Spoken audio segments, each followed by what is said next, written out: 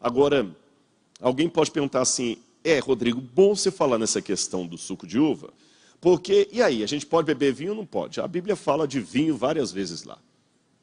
Jesus transformou água em vinho, que até essa pessoa quer esse milagre. Na Santa Ceia, teve o vinho. E aí? Não era vinho fermentado. Como é que você fala isso, Rodrigo? Não era. E eu vou falar com vocês por que não era. E geralmente quando as pessoas falam assim, Jesus tomava vinho, elas não estudaram cultura greco-romana. Eu vou primeiro colocar o problema para responder para vocês. O vinho, a uva pura, só dá uma vez por ano. Eu não sei o mês que a uva dá no Brasil, no Oriente Médio é em setembro.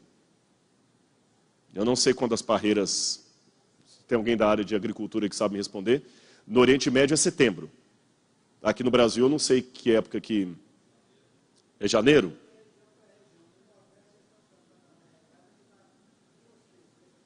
É que agora também tem algumas técnicas que no passado não existia e tudo, né? Mas nos tempos bíblicos a uva só dava uma vez por ano no mês de setembro. A pergunta é o seguinte, se a uva só dá uma vez por ano, a única época do ano que eu poderia ter suco de uva puro era setembro. Porque depois, o que acontece? Ela fermenta, eles não tinham geladeira, não tinha lugar de conservar a uva, então era óbvio que o vinho tinha que ser fermentado. Eu não vou falar do Antigo Testamento, não. Vou falar só do Novo Testamento. Falei período greco-romano. Período greco-romano. No Novo Testamento, mesmo em Roma, não havia o costume de beber vinho puro, alcoólico. Não era de bom tom. Eu não quero dizer com isso que não havia pessoas que não consumiam vinho alcoólico. Havia. Por exemplo, nas festas de Baco, deus do vinho, as pessoas se embriagavam. Mas como é que funcionava isso na sociedade greco-romana? O vinho alcoólico podia até ser usado, mas não era uma coisa que as pessoas aceitassem, achassem de bom tom ou batessem palma para aquilo. É como, por exemplo, a droga. A nossa sociedade tem uso de drogas, sim ou não? Sim. Mas se daqui a 2000 anos alguém falar o seguinte, não, na época lá do pastor Isaías, lá em Brasília, as drogas eram um uso normal das pessoas, não era normal. Não era. Mas como é que a gente lê nos relatos da época que um rapaz foi apanhado com droga na escola? Era uma situação ilegal, atípica, que a sociedade não aceitava. De modo normal, as pessoas não tomavam vinho alcoólico. E vou mais além. Estou falando de Roma. As pessoas não gostavam nem do gosto do vinho alcoólico. E nem do efeito embriagante que ele tinha. Então, quando a pessoa fala comigo assim, no tempo de Jesus as pessoas tomavam vinho normalmente, essa pessoa não conhece nada de história greco-romana. Está querendo argumento para eu beber vinho hoje. O vinho funcionava da seguinte maneira. Eles tiravam o suco de uva puro, tomavam, davam para as crianças, e eles pegavam uva passa, guardavam a uva passa e faziam vinho o resto do ano de uva passa. Na verdade, era mais um suco de uva passa. Que eles colocavam muitas vezes o mel, ou o mel de tâmara, ou o mel de abelha mesmo, para adoçar na água e aquilo dava para a criança. E o vinho alcoólico, qual era o papel dele? Apenas um. Vocês estão vendo isso aqui? Em Israel era a mesma coisa. Israel era a mesma coisa. Eles não apreciavam o vinho fermentado, especialmente por um detalhe. Todo fermento é símbolo de pecado na Bíblia. Jamais poderia se usar algo fermentado numa cerimônia religiosa.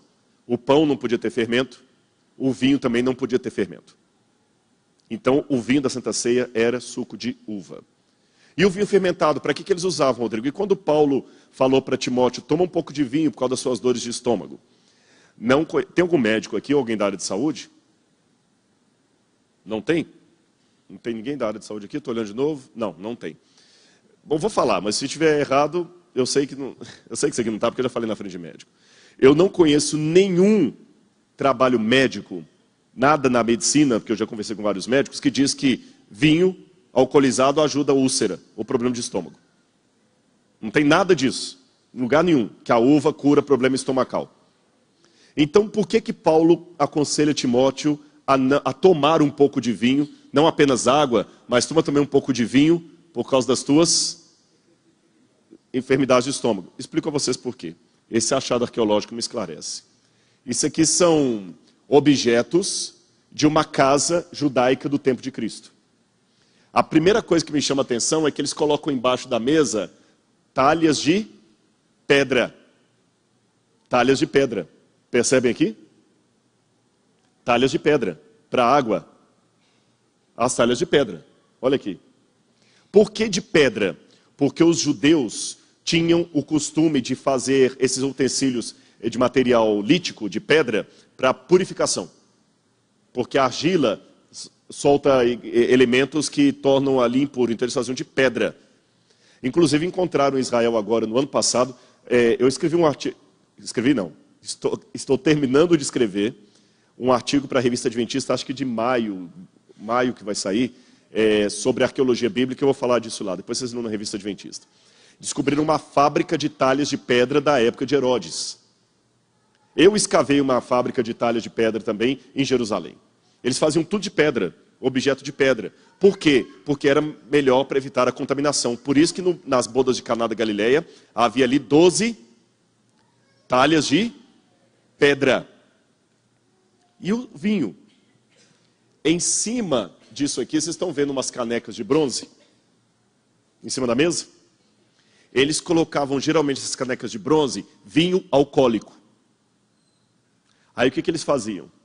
Quando eles queriam beber água, eles pegavam um pouco daquele vinho alcoólico, jogavam na água, misturavam, mas um pouco, é coisa de menos de 3%. 2%, a proporção é 98% de água para 2% de vinho alcoólico. Jogavam aquele vinho alcoólico ali, misturavam, deduzem por quê? Purificar a água de contaminações. Eles não conheciam na época greco-romana os sistemas de filtragem que nós temos hoje, mas eles já tinham a consciência que a água fazia mal. O sistema de ferver a água também não era conhecido na ocasião. Então a água fazia as pessoas passarem mal. A água não tinha as contaminações que tem hoje, mas também não era água talvez tão mineral. A água também tinha contaminações, coliformes fecais, ela podia ir em contato com coisas da terra. Então, quando eles jogavam uma média de 2%, 1 ou 2% de vinho ali na água, o álcool purificava aquela água e você tomava aquela água ali, tranquila, livre de germes e bactérias. Entenderam ou não o sistema? Então, por isso que Paulo fala com Timóteo, não toma só água não, põe um pouco de vinho também. Por causa dos seus problemas de estômago. Fica bebendo água em qualquer lugar. Leva uma garrafinha de vinho, joga um pouquinho lá e mistura para purificar a água, não era para se embriagar. Porque eu repito para vocês, o vinho sem mistura, aquele vinho puro, alcoólico, não era de bom tom. As pessoas não gostavam, mesmo quem não fosse religioso, judeu. Então não fale nunca mais que no Novo Testamento era comum as pessoas beberem vinho, Jesus bebeu vinho, porque isso não funciona.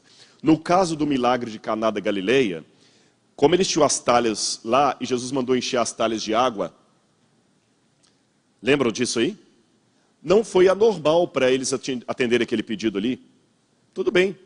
O que foi anormal foi o fato daquelas talhas de água depois virem com um suco de uva puro, como se tivesse sido exprimido da uva naquela hora ali. Então, escuta, eu não entendo, porque as pessoas geralmente dão o bom vinho no começo e você deu o melhor vinho no final, um vinho parece que espremeu de uma uva agora.